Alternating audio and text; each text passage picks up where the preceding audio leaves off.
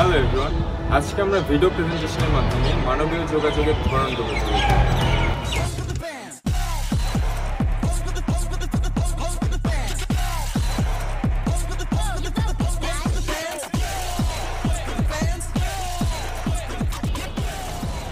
মানবীয় যোগাযোগ দুই ধরনের, এক বাচনিক এবং দুই অবাচনিক।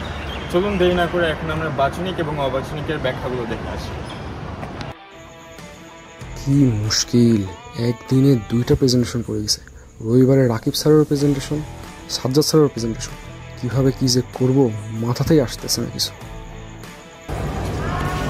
এই যে নাফি মনে মনে নিজের সাথে নিজের কথা বলতেছে, এটাকে বলা হয় অন্তর্ব্যক্তিক যোগাযোগ, অর্থাৎ নিজের সাথে নিজের কথা বলা।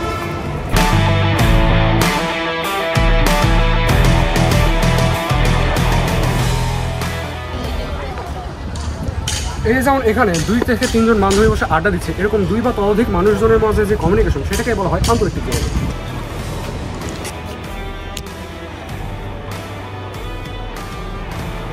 যেমন এখানে দেখছেন গণমাধ্যমকে ব্যবহার করে একই সময়ে অনেক মানুষের কাছে বার্তা পৌঁছে দেওয়া হচ্ছে, এটাই মূলত গণযোগাযোগ। বাস্তবিক যোগাযোগের প্রকারভেদ করে দেখুন, আন্তর্জাতিক যোগাযোগ, অন্তর্জাতিক যোগাযোগ এবং গণযোগাযোগ। কিন্তু যোগাযোগকে শুধুমাত্র বাস্তবিক পদ্ধতি সীমাবদ্ধ কখনোই না, আমরা অবাচনিক পদ্ধতিতে যোগাযোগ করতে পারি। তাহলে চলো আমরা দেখে যাওয়া যাক আমরা অবাচনিক পদ্ধতিতে কীভাবে যোগাযোগ করতে পারি।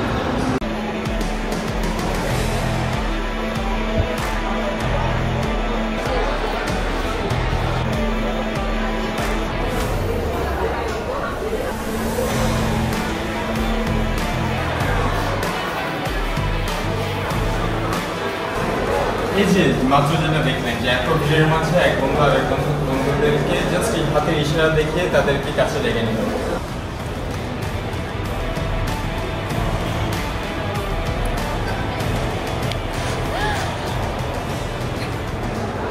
মাত্র তোমরা যেটা দেখলে এক বান্ধবী আর এক বান্ধবীকে মাত্র হাতের ইশারা দিয়ে তার সৌন্দর্যের প্রশংসা করে, এটাই অবাচনিক যোগাযোগের একটা বড় উদাহরণ।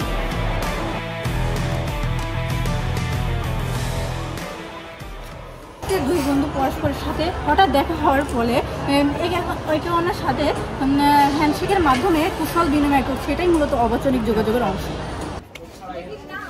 তাহলে এটাই ছিল আমাদের আজকের পরিবেশনা। কেমন লাগলো আমাদের উপস্থাপনাটি সবাই এক্ষুনি নিজ নিজ মতামতটি নিচের কমেন্ট সেকশনে দিয়ে দিন। Bye bye.